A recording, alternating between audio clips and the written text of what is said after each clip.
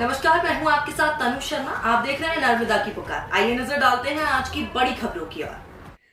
प्रदेश में अराजकता और हिंसा का माहौल। प्रदूषित जल पीने से बेमौत मर रहे हैं लोग। किसान भयभीत और आमजन परेशान। गत दिवस शुक्रवार को पूर्व प्रदेश कांग्रेस अध्यक्ष एवं पूर्व केंद्रीय मंत्री अरुण यादव का शाजापुर आगमन हुआ। इस अवसर पर प्रदेश कांग्रेस महासचिव एवं वरिष्ठ नेता रामवीर सिंह सिकरवार के निवास पर हजारों कार्यकर्ताओं की मौजूदगी में एक महत्वपूर्ण पत्रकार वार्ता का आयोजन किया। इस दौरान पूर्व केंद्रीय मंत्री एवं वरिष्ठ कांग्रेस नेता अरुण यादव ने बताया कि मध्य प्रदेश की भ्रष्ट भाजपा सरकार के शासनकाल में हर तरफ अराजकता और हिंसा का माहौल है। वहीं प्रदेश के मुख्यमंत्री स्वयं गृह मंत्री भी हैं और हालात हर तरफ बद से बदतर हैं। कानून व्यवस्था पूरी तरह से बेकाबू है। अपराधों के ग्राफ में मध्य प्रदेश अव्वल है। आमजन मूलभूत सुविधाएं न होने से परेशान।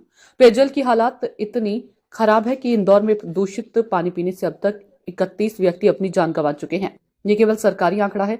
मृतकों की संख्या अधिक भी हो सकती है। वहां के प्रभारी मंत्री स्वयं डॉक्टर मोहन यादव है। प्रदेश के नगरीय निकाय मंत्री व स्थानीय विधायक कैलाश विजयवर्गीय के गृह नगर की घटना है। मंत्री जी के शहर में आमजन जहरीला पानी पीकर मर रहे हैं। इससे अधिक शर्मनाक घटना क्या हो सकती है। वहीं ग्रामीण अंचलों में सार्वजनिक वितरण प्रणाली एवं सहकारिता के क्षेत्र अंतर्गत पैक्स सोसाइटियों में दबंग माफियाओं का कब्जा है। इन दबंग भाजपाइयों के दखल के कारण गरीब किसान भयभीत होकर परेशान है। एसआईआर के माध्यम से निर्वाचन सूची के अंदर बड़ी संख्या में वोटर कटिंग हो रही है। उन्होंने कहा कि गत दिनों शाजापुर, खरगोन, नागर, गुना और उज्जैन सहित अन्य जिलों में ओलावृष्टि व अतिवृष्टि के किसानों से फसलें बर्बाद होगी। किसान की मेहनत पर उम्मीद मिट्टी में मिल गई है। ऐसे हालत में सरकार से मांग की है कि तत्काल सर्वे कराकर किसानों को पर्याप्त मुआवजा दिया जाए। अंत में उन्होंने सभी गाड़ियों, मीडिया साथियों एवं सम्मानित पत्रकार व्यक्त किया।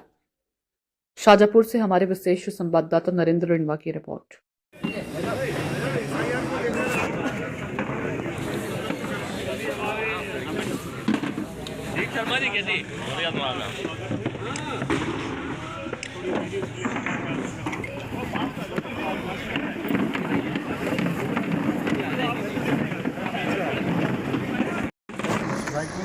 सही का क्षेत्र में हमने काम किया। उसमें सही का निर्माण के क्षेत्र में जो महिलाएं बड़ा योगदान टीम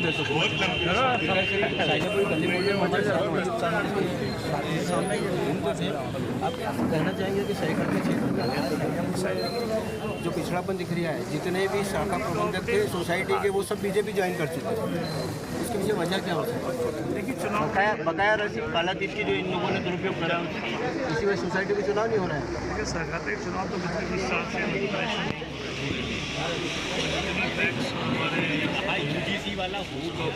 शाजापुर के बकाया है तब तक चेयरमैन जानबूझ के चुनाव नहीं करा रहे। सभी का स्वागत है। हमारे जिला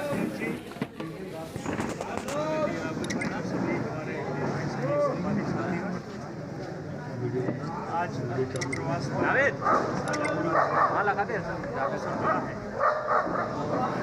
सारे साथियों से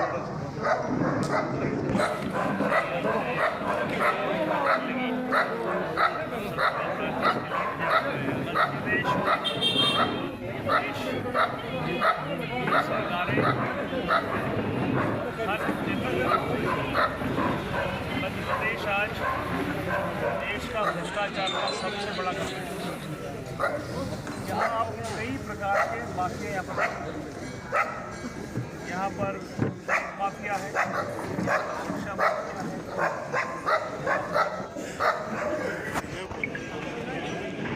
प्रदेश भर में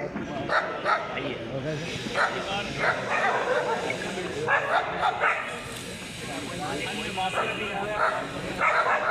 मध्य प्रदेश बेटियों की सुरक्षा के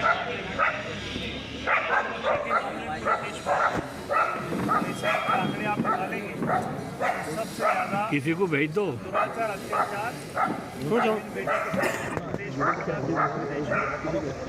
ये सरकार हर मोर्चे पर आज देश का किसान है अपनी उपज के लिए हर मोर्चे पर संघर्ष कर रहा है। लेकिन ये दुर्भाग्य है कि मध्य प्रदेश की सरकार न तो हमारे किसानों का ध्यान रखती है, देश और प्रदेश में भी कांग्रेस का हमेशा से ये लक्ष्य रहा है कि देश की एकता कायम रहे और एकजुट रहकर देश आगे बढ़े, संघर्ष करे, ये कांग्रेस का एजेंडा में रहा है। उसकी और भाजपा का विघटन का एजेंडा में रहा है। किस तरह से देश को बांटा जाए, बांट कर राजनीति की जाए, वो लक्ष्य हमेशा भारतीय जनता पार्टी का रहा। उसी को लेकर वो देश भर में इस तरह की एजेंडा को लेकर काम करते हैं। यूजीसी को लेकर मामला भी कोर्ट में भी दायर है कि नतीजे के खिलाफ। सर यूजीसी की जो कमेटी बनी थी उसके अध्यक्ष दिग्विजय सिंह थे, तो वो तो इस बिल को रोक सकते हैं। देखिए अभी ये मामला चूँकि कोर्ट में चला गया, सारी चीज़ें उससे बीजेपी लगातार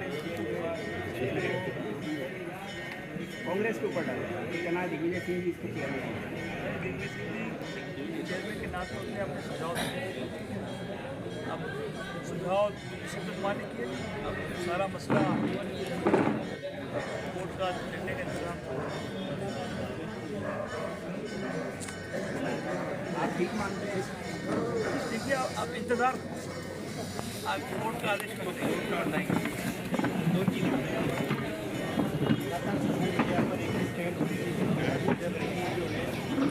वो थोड़ा सा बिहाइंड हो गए और अभी कुछ समय का अवकाश पूरे मध्य प्रदेश को शर्मसार करने वाली घटना हमारे दौर में हुई।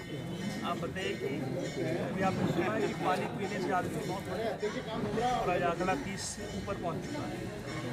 ये पूरे नगर निगम की सरकार की बड़ी विफलता है। आपको पता ही डिटेल का आपको नाम देश की जरूरत नहीं बताने की यहाँ पे कि टेंडर जो 6 महीने पहले होना था नहीं किया, हमारे भ्रष्टाचार एजेंडा लेकर सरकार नेता अभिनेता खिलाफ जबरदस्ती मुख्य रूप से जिम्मेदार है क्योंकि विभाग के ऊपर और जिम्मेदारी सबसे लेकिन वो नहीं हुआ और आप देख रहे हैं आपकी पूरा इंदौर जो पूरे सच के मामले में देश में आज पूरा देश में ओबीसी आरक्षण को लेकर क्या कहेंगे? बाबा के दौर के चुनाव नहीं हो रहा है, उसको लेकर आप क्या? देखिए ओबीसी आरक्षण को लेकर सरकार के मंशा कभी ठीक नहीं। ये तो शिवराज सिंह चौहान जी के ज़माने से सबसे पहले से चला आ रहा है। 27% आरक्षण देने की बात तो हमने की सरकार का है।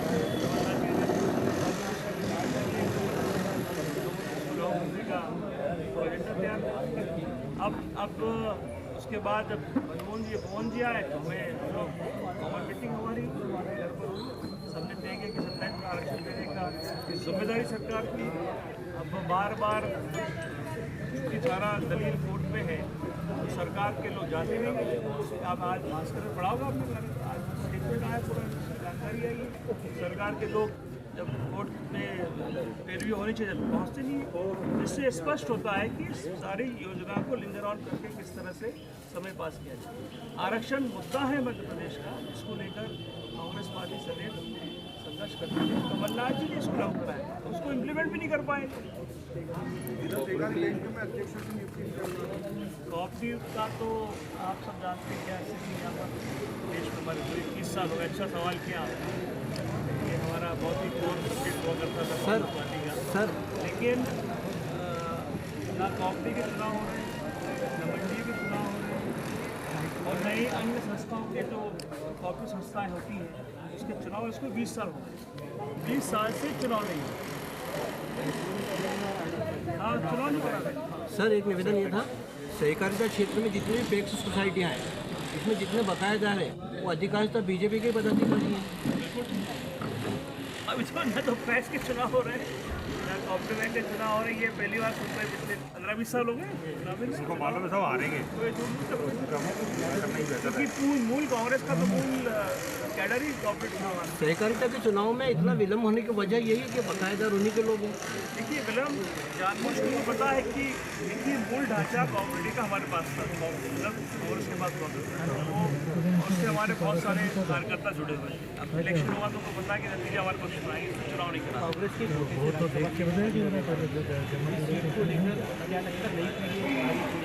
देखिए अभी तो ऐसा सवाल है कि हमारे कंट्रोल में नहीं है। दिल्ली तय करेगी, दिल्ली तय करेगी कौन बनेगा कौन नहीं बनेगा। बिल्कुल नहीं। Thank you.